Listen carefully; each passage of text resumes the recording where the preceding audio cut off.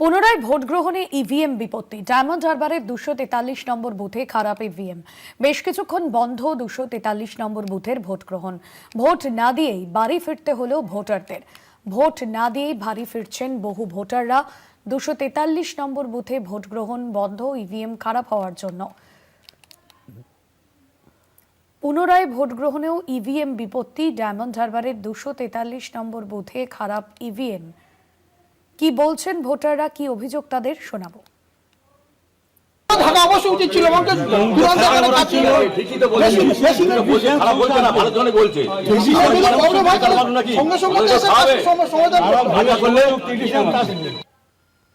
সরাসরি রয়েছেন আমাদের প্রতিনিধি কোয়েল মণ্ডল। কোয়েল, এই যে পুনর্নির্বাচন হচ্ছে সেখানেও আমরা দেখছি যে ইভিএম এ সমস্যা, ইভিএম বিকল হয়ে গিয়েছে, ফিরে যেতে হচ্ছে ভোটারদের। কি পরিস্থিতি এখন?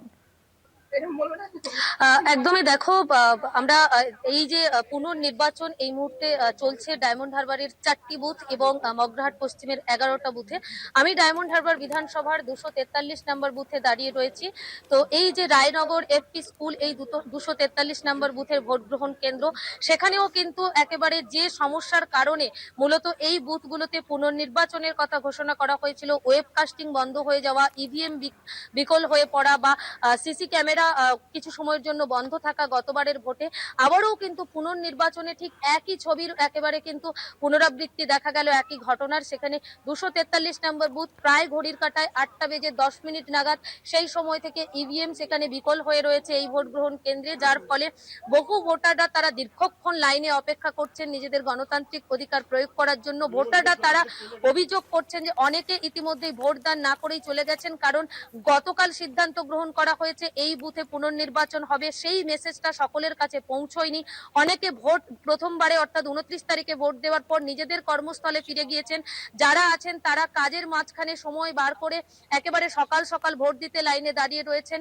তারা জানতেন যে ভোট দেবেন এবং গণতান্ত্রিক অধিকার প্রয়োগ করবেন নির্বাচন কমিশনের নির্দেশ মতন, এবং তারপর আজকে তারা গিয়ে কাজে যোগদান করবেন। অর্থাৎ সব মিলিয়ে ভোটারদের যেমন সময় নষ্ট হচ্ছে, বিঘ্নিত হচ্ছে তাদের কাজে যাওয়া, সেখানে বাধার সৃষ্টি হচ্ছে।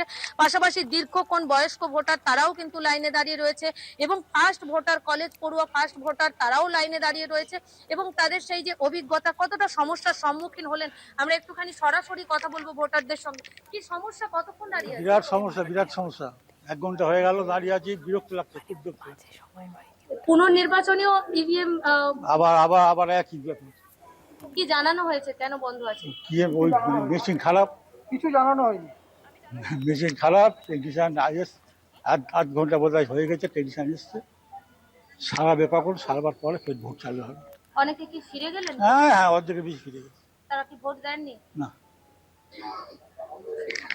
তুমি শুনলে অনেকে ভোট না দিয়ে ফিরে গিয়েছে, এবং মানে 8টা 10টা মিনিট থেকে এখানে ইভিএম এর মেশিন খারাপ থাকার কারণে ভোট গ্রহণ বন্ধ রয়েছে। লাইনে এখনো বহু মানুষ দাঁড়িয়ে রয়েছেন, বহুজন ফিরে গিয়েছেন।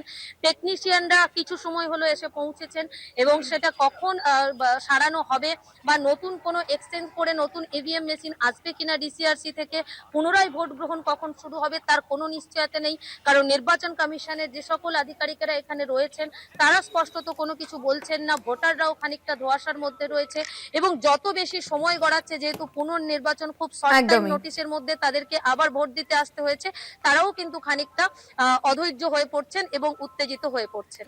একদমই ধন্যবাদ জানাবো কোয়েল। সরাসরি ছিলেন আমাদের সঙ্গে প্রতিনিধি কোয়েল মণ্ডল।